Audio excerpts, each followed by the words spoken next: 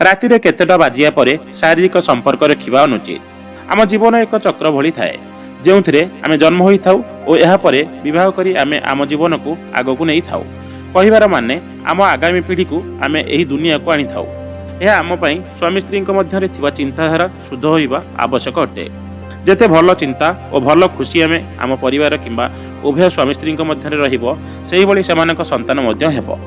ଆପଣ ଜାଣିଥିବେ କି ସନ୍ତାନ ପ୍ରାପ୍ତି ପାଇଁ ଶାରୀରିକ ସମ୍ପର୍କ ରଖିବାକୁ ଖୁବ୍ ଆବଶ୍ୟକ ଥାଏ। କୁହାଯାଏ କି ବେଳେବେଳେ ଖରାପ ସମୟରେ ସମ୍ପର୍କ ରଖିବା ଦ୍ୱାରା ଆମ ଜୀବନରେ ଆସିଥିବା ସନ୍ତାନ ଉପରେ ଖରାପ ପ୍ରଭାବ ପଡ଼ିଥାଏ। ଶାସ୍ତ୍ର ଅନୁସାରେ କୁହାଯାଏ କି ଶାରୀରିକ ସମ୍ପର୍କ ରଖିବାର ଏକ ସମୟ ଅଛି, କିନ୍ତୁ ଯଦି ଆପଣ ଏହାକୁ ନ ମାନି କିଛି ବି କରିବେ, ତେବେ ପିଲାମାନଙ୍କ ଉପରେ ଖରାପ ପ୍ରଭାବ ପଡ଼ିଥାଏ। ଆପଣ ଜାଣିଥିବେ କି ଭଗବାନ ଆମକୁ କିଛି ନିୟମରେ ରହିବା ପାଇଁ କହିଛନ୍ତି। ଯଦି ଆମେ ଆମ ଶାସ୍ତ୍ର ଅନୁସାରେ ଦେଖିବା ପାଇଁ ଯିବା, ଆପଣ କେଉଁ ସମୟରେ ନିଜ ଜୀବନସାଥୀଙ୍କ ସହ ସମ୍ପର୍କ ରଖିବେ ଏହା ମଧ୍ୟ ଲେଖା ହୋଇଛି। ପ୍ରକୃତରେ ଦେଖିବା ପାଇଁ ଗଲେ ରାତି 12ଟା ପରେ ଆପଣ ଶାରୀରିକ ସମ୍ପର୍କ ରଖିବା ଦ୍ୱାରା ଖରାପ ହୋଇଥାଏ। ଆପଣ ଜାଣିଥିବେ କି ରାତି ପରେ ସକାଳ ଆରମ୍ଭ ହୁଏ।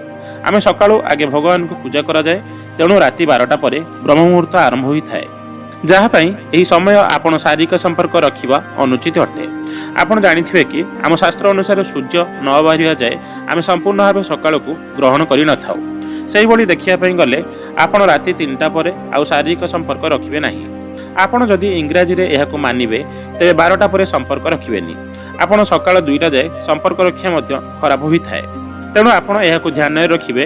ଏହିଭଳି ନ କଲେ କିଛି ବି ଅସୁବିଧା ହୋଇପାରେ। ଆପଣଙ୍କ ସନ୍ତାନ ମଧ୍ୟ ଖରାପ ପ୍ରଭାବରେ ପଡ଼ିପାରେ। ଆପଣ ଜାଣିଥିବେ କି ସନ୍ତାନ ବେଳେବେଳେ ବିକଳାଙ୍ଗ ମଧ୍ୟ ଜନ୍ମ ହୋଇଥାଏ।